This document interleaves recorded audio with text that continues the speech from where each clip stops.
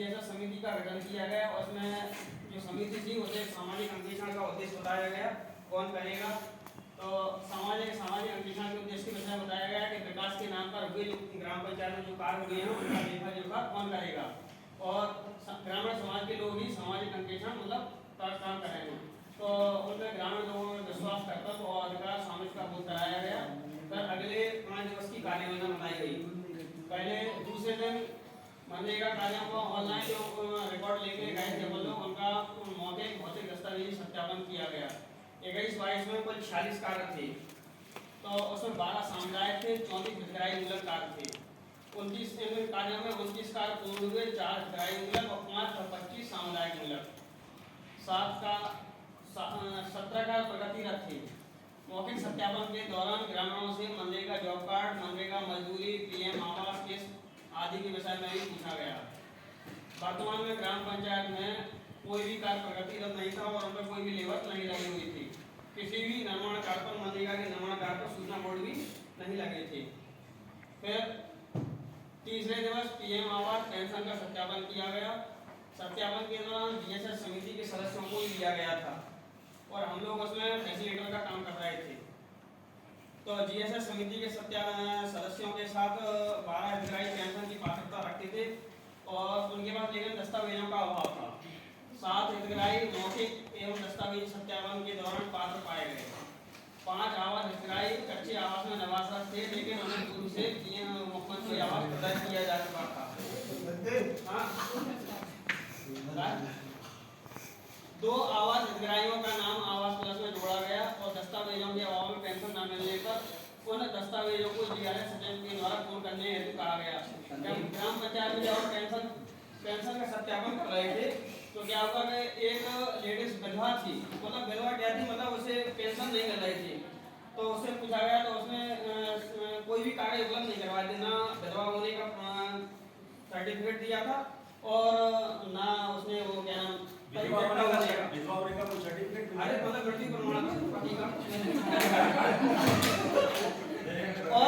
और ना उसने परित्यक्ता का। लेकिन गांव के लोग कह रहे थे कि विधवा, कोई कह रहा था कि परित्यक्ता है, तो इस हिसाब से उसकी पेंशन नहीं बन पा रही थी। ठीक कर लेना उसको किनाम साहब, विधवा प्रमाण पत्र उस मांगने रहे। चलो संदीप आगे बढ़ो। 2-3 चीजें संदीप आपने उसमें थोड़ी ठीक कर लेना। हम लोग एक तो यही कि कलेक्टर का कार्य, सोशल ऑडिट सोसाइटी का कैलेंडर, वो कैलेंडर को पूरी करने वाला अधिकारी वो है, ये अलग बात है। और हर बात के लिए आप समिति के बारे में ग्राम पंचायत बिल्कुल वही उतना ही जितना हिस्सा आप बोलोगे उनका छोड़ दो। हाँ, आप जो नवाचार में ये था कि ग्राम पंचायत या ऐसा ध्यान रखना, हाँ, या ऐसा कि उन्होंने अपने प्रेजेंटेशन में कोई महत्वपूर्ण बात छोड़ दी है, ध्यान से अलर्ट रहो और जब आपको मौका मिला तब आपकी बात को घुसेड़ो। इसलिए बोल रहा। हाँ, नहीं पर ये समिति जो है उसके बारे में ग्राम पंचायत में सचिव और रोजगार सहायक के अलावा किसी अन्य व्यक्ति को पता ही नहीं था ग्राम संपरीक्षा समिति क्या होती है।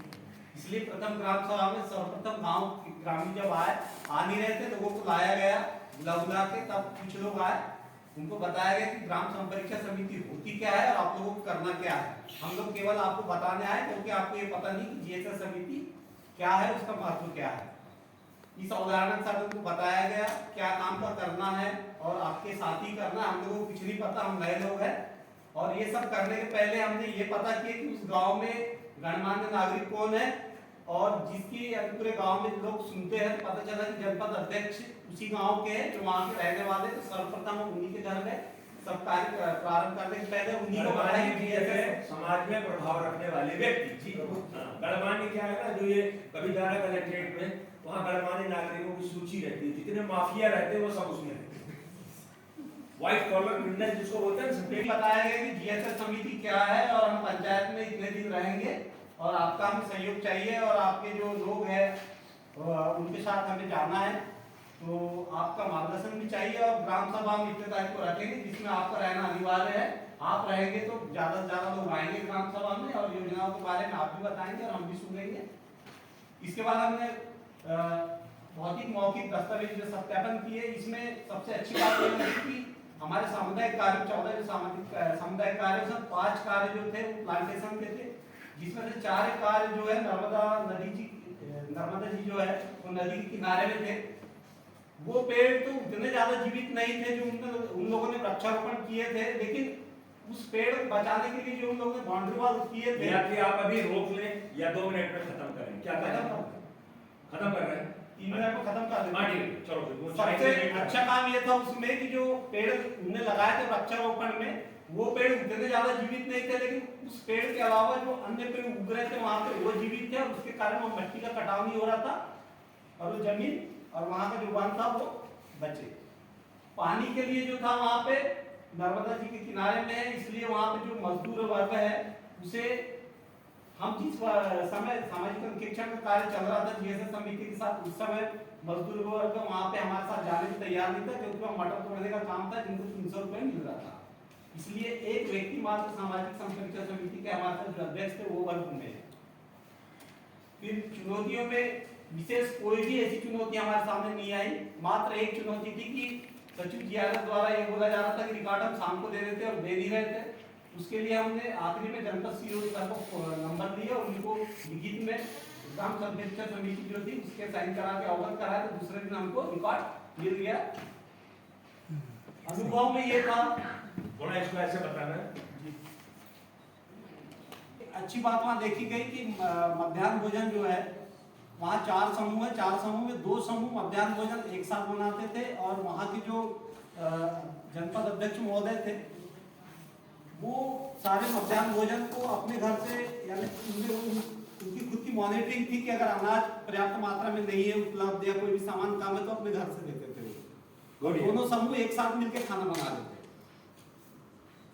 और जो अपना ट्राइबल जो मोहल्ला है, आदिवासी मोहल्ला था, वहाँ पे एक बहुत बड़ी कमी थी, जिसके लिए हमने ग्राम सभा में जीएसएस समिति और अध्यक्ष महोदय के द्वारा ये बात रखी कि वहाँ कोई भी बच्चा 5वीं के ऊपर 6वीं 7वीं के ऊपर नहीं पढ़ रहा था। तो वहाँ ये बात रखे हमने कि आप पूरे गांव वालों का दायित्व है कि उस समुदाय के जो लोग हैं उन लोगों को पढ़ने के लिए प्रेरित करेगा। और इससे बेहतर में ये किया जा सकता है कि जो समय था योजनाओं की और आगे समय के अलावा और क्या बेहतर कर सकते थे? बेहतर तो ये था सर उसमें कि हर विभाग, जिस विभाग के हम ऑडिट करने गए थे, हर विभाग को अगर पत्र व्यवहार होता कि इस कैलेंडर अनुसार उस पंचायत का रिकॉर्ड जो है वो सर्वप्रथम वो विभाग ही तय करे कि ये सही है कि नहीं। बाकी चीजों के लिए तो आपका सामाजिक सेक्रेटरी अंकेक्षण हो तो ज्यादा अच्छा है कि सामाजिक अंकेक्षण में बाकी कामों के लिए आपका सेक्रेटरी है। एनएसएपी का भी उसी के पास में, सिर्फ मिड डे मील और पीडीएस ऐसी चीज थी जो दूसरे से संबंधित है ना। बाकी सबके लिए आपका सेक्रेटरी ग्राम रोजगार सहायक। टाइम हो गया। हाँ हो गया, ठीक है चलो।